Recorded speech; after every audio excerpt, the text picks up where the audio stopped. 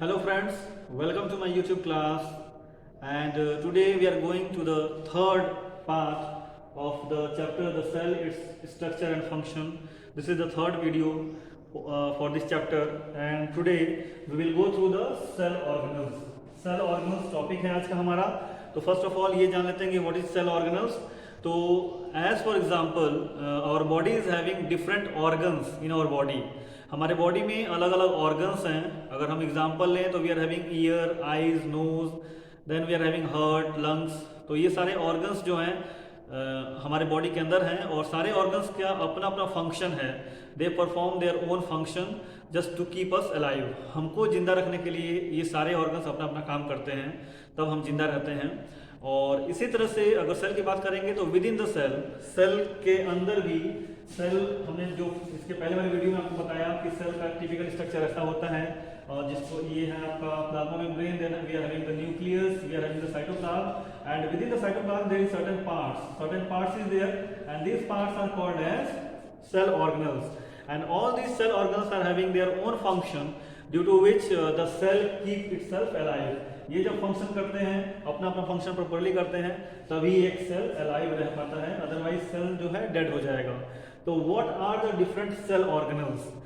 बिल्कुल ध्यान से बने रहेगा वीडियो में, बहुत ही इंपॉर्टेंट वीडियो है क्योंकि सेल ऑर्गेनल्स से रिलेटेड बहुत सारे क्वेश्चंस आते हैं आपके एग्जाम में. तो सेल ऑर्गेनल्स में सबसे पहला ऑर्गेनल्स है दैट इज प्लास्टिड्स. प्लास्टिड्स, तो प्लास्टिड्स जो हैं these are the cell organelles which are present in the plant cell. Plant cell में मिलते हैं and they are absent from the animal cell. Animal cell से ये एब्सेंट रहते हैं. और ये प्लांट सेल में क्या फंक्शन करते हैं तो पहले देख लेते हैं. प्लास्टिड्स जो हैं तीन तरह के होंगे प्लांट सेल में. पहले होते हैं क्लोरोप्लास्ट, देन होते हैं leucoplast and then chromoplast. So these are the three different types of plastids which are present in a plant cell. तो क्लोरोप्लास्ट, तो क्लोरो में वर्ड है क्लोरो और आप छोटे क्लास में पढ़े हो क्लोरोफिल. तो क्लोरोफिल इज ग्रीन पिगमेंट जो लीव्स में प्रेजेंट होता है. तो इन द सेम वे जो क्लोरोप्लास्ट है that provides green colour to the plants. Plants के जो भी पार्ट्स जनरली जो लीव्स होते हैं वही ग्रीन होते हैं. तो chloroplast provides green colour to the plants and that is the type of plastids. Okay, now next is leucoplast. Leucoplast is colorless plastid. Leucoplast is colorless plastid and it helps in storage of oil, starch, etc. तो oil या starch को store करने में help करता है leucoplast और ये colourless plastid है. तो this one is green plastid, this is colourless plastid and chromoplast it gives several colours. ये अलग अलग कलर्स के होते हैं. एज फॉर एग्जांपल जो फ्लावर्स हैं या जो फ्रूट्स हैं आप देखते होंगे there is variety of colours in the flowers, there is variety of colors in the fruits and that color is given by chromoplast. तो आप समझ गए हो प्लास्टिड्स जो है प्लांट सेल में होता है और इसके तीन अलग अलग पार्ट्स हैं.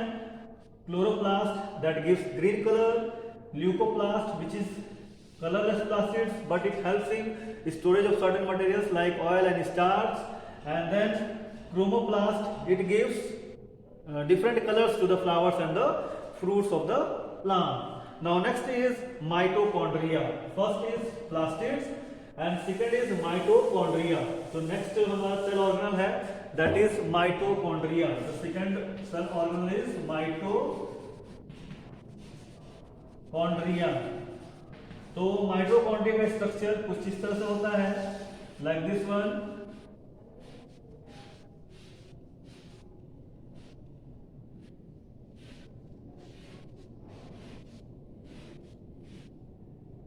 This one is mitochondria which is present inside the cell. Cell के अंदर प्रेजेंट रहने वाला ये ऑर्गेनल है and this is called as mitochondria.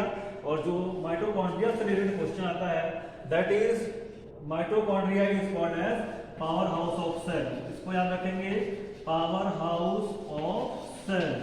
Power house of cell कौन सा ऑर्गेनल है that is mitochondria. तो the question comes from both sides कि which organelle is called as powerhouse of cell, तो you will write down mitochondria. Mitochondria is called as powerhouse of cell.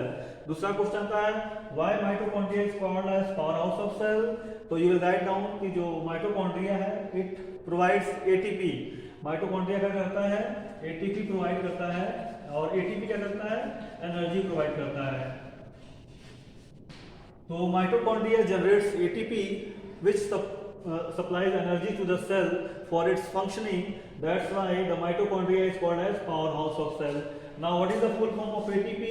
So that is adenosine triphosphate. Adenosine triphosphate is the full form of ATP and that provides energy. तो ATP कौन generate कर रहा है, mitochondria.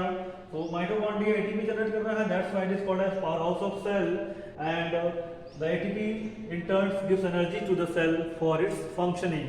Now third is endoplasmic reticulum, ER. Endoplasmic reticulum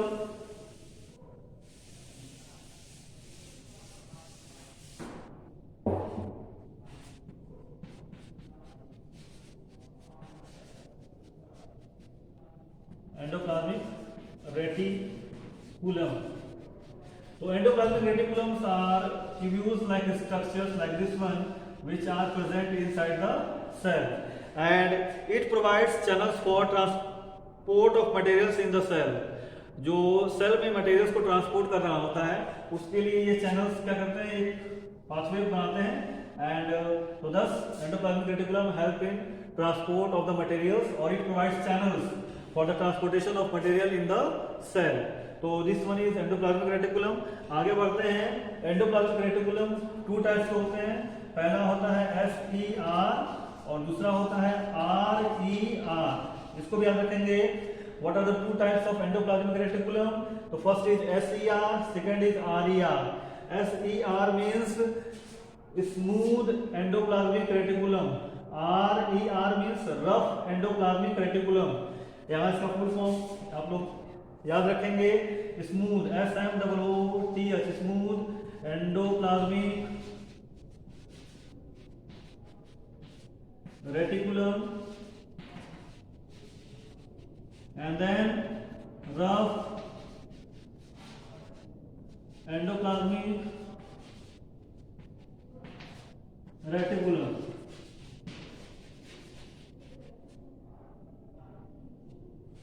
तो क्यों बोलते हैं smooth और क्यों बोलते हैं रफ, वो देख लेते हैं. तो एज आपको बताया कि channels like structure, tubules like structure को हम बोलते हैं एंडोप्लाज्मिक रेटिकुलम, जो कि सेल के अंदर होता है. And what it is one of the important organelles for the cell. तो ऐसे एंडोप्लाज्मिक रेटिकुलम जिसका आउटर सरफेस बिल्कुल स्मूथ हो, that is called as smooth endoplasmic reticulum. और रफ एंडोप्लाज्मिक रेटिकुलम पे क्या होगा, अगर ये एंडोप्लाज्मिक रेटिकुलम का एक ट्यूब्यूल है, इसके ऊपर छोटे छोटे ऐसे डॉटेड स्ट्रक्चर्स अटैच हो जाते हैं, तो उसको हम बोलते हैं रफ एंडोप्लाज्मिक रेटिकुलम. यानी कि ये जो स्ट्रक्चर हैं that is called as ribosomes. इनको हम राइबोसोम्स बोलते हैं. तो ribosomes are there that are attached to the outer surface wall of the endoplasmic reticulum. At that time it is called as rough endoplasmic reticulum. And when the these tubules are free of ribosomes, इसमें कोई भी ribosomes attached नहीं है, then it is called as smooth endoplasmic reticulum. तो basic difference is about the structure. तो structure में क्या difference है कि आउटर वॉल अगर बिल्कुल स्मूथ है, उसमें राइबोसोम्स अटैच नहीं है, then it is called as smooth endoplasmic reticulum. और अगर आउटर सरफेस पे राइबोसोम्स अटैच्ड हैं तो क्या हो जाएगा, जो सरफेस है वो रफ हो जाएगा. जब टच करेंगे उसको तो रफली दिखेगा, रफ जैसा दिखेगा, रफ सरफेस दिखेगा. And that's why it is called as rough endoplasmic reticulum. जो दूसरा डिफरेंस आप लिख सकते हो कि स्मूथ एंडोप्लाज्मिक रेटिकुलम क्या है, that helps in synthesis of the lipids and the fats. Lipids और फैट्स के सिंथेसिस में हेल्प करता है SER, और RER हेल्प करता है synthesis of proteins in the cell. तो जो RER प्रोटीन सिंथेसिस करता है वो किसके हेल्प से करता है, with the help of the ribosomes. अगर राइबोसोम्स हैं तो ये प्रोटीन को सिंथेसिस कर पाएगा, और नहीं है तो वो हो जाएगा स्मूथ एंडोप्लाज्मिक रेटिकुलम. और स्मूथ एंडोप्लाज्मिक रेटिकुलम लिपिड्स को और फैट्स को सिंथेसाइज करेगा. तो what is the function of SER? It helps in synthesis of fats and lipids. And what is the function of RER? It helps in it helps in synthesis of proteins. तो यहाँ से आप endoplasmic reticulum का function भी समझ गए, उसके type भी समझ गए, एंड देन यहाँ पे डिफरेंसेस आते हैं एग्जाम में, तो डिफरेंसेस भी मैंने आपको बता दी कि what are the differences. Now next organelle is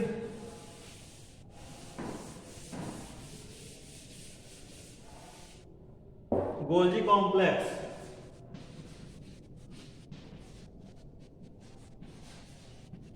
Golgi complex का स्ट्रक्चर कुछ इस तरह का होता है सेल के अंदर, जब देखेंगे तो लाइक दिस वन, ये इस तरह का बना हुआ स्ट्रक्चर है, this is called as Golgi complex. It is sac like structures present one above another and they are involved in the processing and packaging of materials.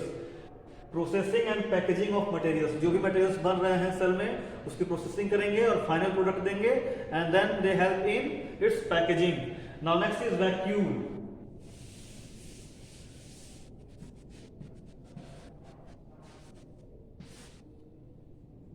Vacuoles are empty space, ऐसे बड़े बड़े bubbles like structures empty space होंगे, तो that is called as vacuoles, और ये vacuoles present होते हैं cell के अंदर। And if we are talking about plant cell and animal cell, तो it also create differences between plant cell and animal cell. क्या होता है, जो प्लांट सेल्स होते हैं, प्लांट सेल्स में vacuoles are of large size, बड़े बड़े साइज के होंगे इन द प्लांट सेल्स। और जब हम एनिमल सेल्स की बात करेंगे तो एनिमल सेल्स में जो वैक्यूल्स होंगे वो बहुत ही स्मॉल होंगे, और स्मॉल होने के साथ साथ क्या होंगे, वो कभी कभी एब्सेंट भी होते हैं। Generally they are present in the animal cells. तो जो वैक्यूल्स हैं they are generally present in plant cell and they are of large size, but if we are talking about the animal cells तो they are generally absent, and if they are present they are of small size. दूसरा क्या है, they store the excess water in the cell और the waste material of the cell. इनका function क्या है, they store the excess water of the cell और they also store the waste material of the cell.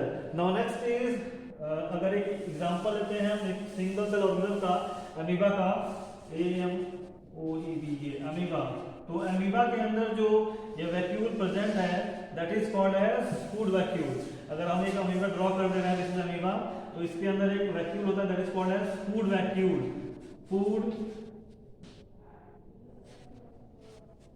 Vacuole, and this food vacuole help in the digestion of food in amoeba.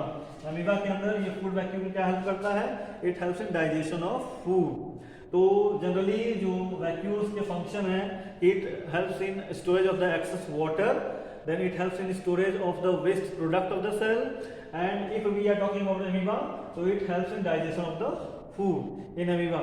Now next is ribosomes. So ribosomes, so we already have talked just now ki ribosomes, so ribosomes are very small dotted structures which are present within the cytoplasm of the cell, and these are actually help in protein synthesis when they are attached to the RER। जो RER अभी हम पढ़े हैं उसमें attach रहेंगे तो protein synthesis में help करेंगे।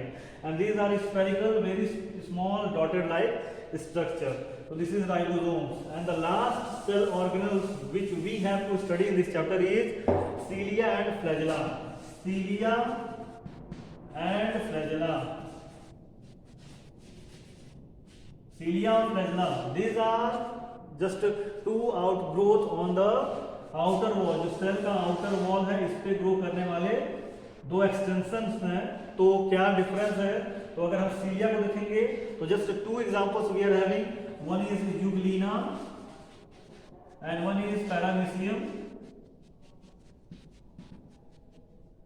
तो जो यूग्लिना है उसके स्ट्रक्चर को देखेंगे तो इसी लाइक दिस वन, और यहां से इसका एक एक्सटेंशन निकल रहा था that is called as flagella. This is called as flagella. और अगर हम देखते हैं जिसको पैरामीशियम को, तो Paramecium is just like this one, इसके बॉडी भी ऐसे छोटे छोटे स्ट्रक्चर्स होंगे, दिस इज कॉल्ड एज सीलिया।